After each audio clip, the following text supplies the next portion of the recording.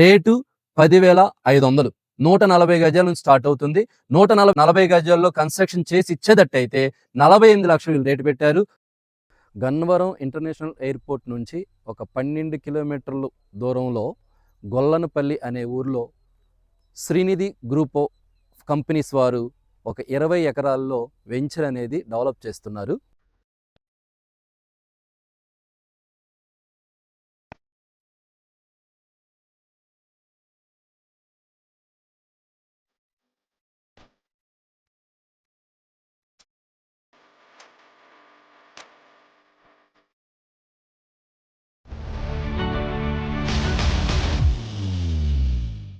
కంప్లీట్గా approved by government APCRDA layout కింద with LP నెంబర్తో స్పాట్ రిజిస్ట్రేషన్స్ అనేవి జరుగుతూ ఉన్నాయి.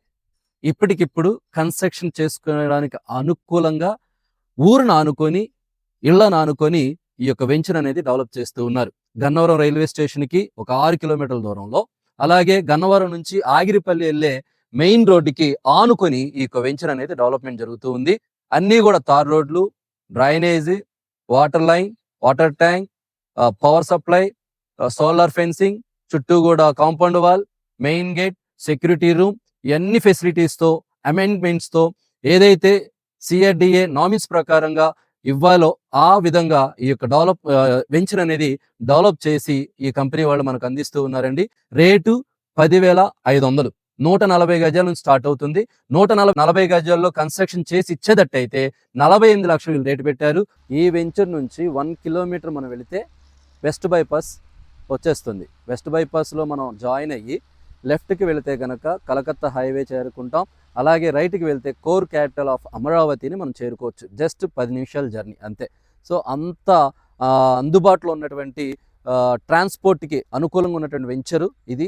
మనం మీకు చూపించబోతున్నటువంటి వెంచరు ఇళ్ళకి దగ్గరలో, ఊరికి దగ్గరలో, అలాగే చుట్టూ మొత్తం ఇప్పుడే వర్క్స్ జరుగుతూ ఉన్నాయి చూడండి.